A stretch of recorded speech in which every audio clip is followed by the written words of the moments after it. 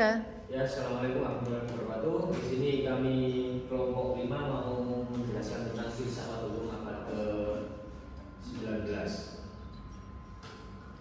Di sini ada sejarah abad ke-19 adalah sejarah pembebasan rakyat dari kekuasaan kelas atas.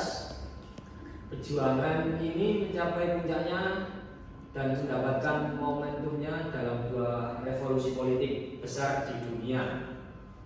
Yang pertama terjadi di Amerika pada tahun 1776 dan yang kedua ada di Prancis pada tahun 1789.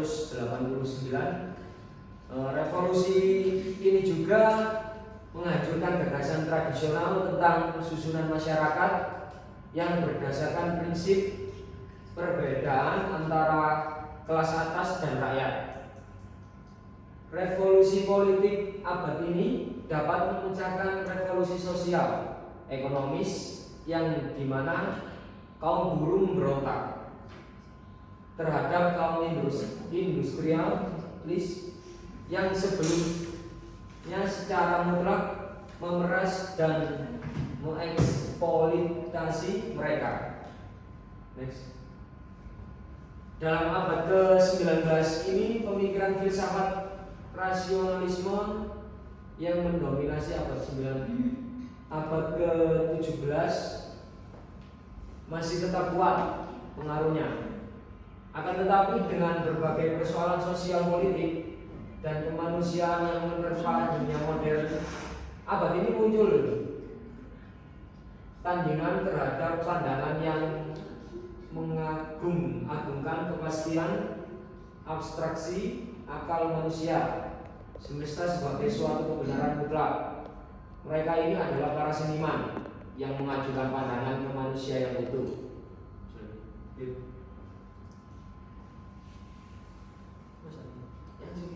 Next. Selanjutnya, kemajuan ilmu pengetahuan serta pencapaian dalam bidang ekonomi dan industrialisasi pada era ini telah menciptakan pandangan yang semakin realistis dan sikap pragmatis. Cara berpikir idealisme dan a priori yang begitu kental pada abad sebelumnya digantikan dengan metode empiris dan pertimbangan pada situasi konkret dan bukti-buktinya. Next. Dalam mengkaji hukum, cara berpikir dan metode pengetahuan ini terekspresi dalam pandangan hukum yang positifis dan historis. Pandangan positifis hukum terdiri dari tiga bentuk, yaitu yang pertama positivisme yuridis, yaitu memandang hukum sebagai suatu gejala tersendiri yang perlu diolah secara ilmiah dan profesional. Yang kedua, positivisme sosiologis, yaitu hukum dipandangkan sebagai gejala sosial semata sehingga hukum dapat diselidiki melalui pendekatan ilmu pengetahuan yang baru muncul abad ini, yaitu ilmu sosiologi.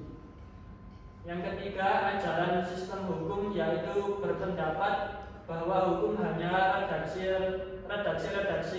aturan dalam undang-undang dan analisis terhadap hukum tidak perlu terlalu jauh dan cukup sebatas uraian arti redaksi hukum ataupun penjelasan prinsip hukum secara induktif empiris.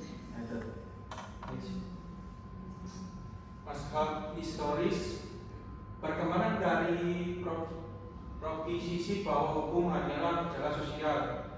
Bedanya positif berkembang hukum berpusat pada negara, maka asbab sejarah pada masyarakat dalam wilayah tertentu yang tumbuh dengan cita-cita dan ciri-ciri tersendiri yang mengikat mereka sebagai satu kelompok masyarakat.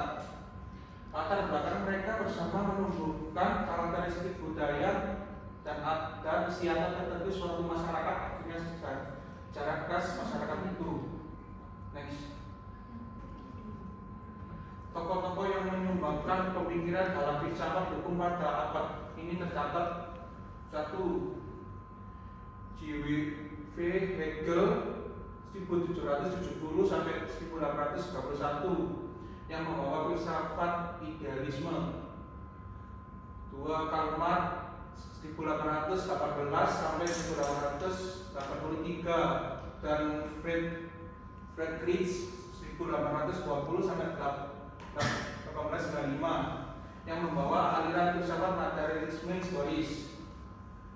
Yang ketiga yaitu von Schaffling 1779 sampai 1861 yang membawa aliran pasca hukum sejarah.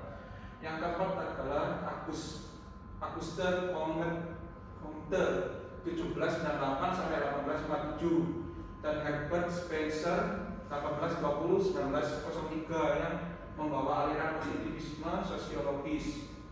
Yang kelima yaitu Rudolf von Schering 1818 sampai 1992 yang membawa aliran positivisme empiris. Yang keenam yaitu George Augustine 1790 sampai 1859, Adolf Merck 1936 sampai 1896, Karl Bargholtz 1849 sampai 1927, Ernest Berlin 1841 sampai 1919, yaitu membawa aliran acara hukum umum. Ya, terima kasih. Sekian dari presentasi kelompok kami. Kurang lebihnya mohon maaf. Assalamualaikum warahmatullahi wabarakatuh.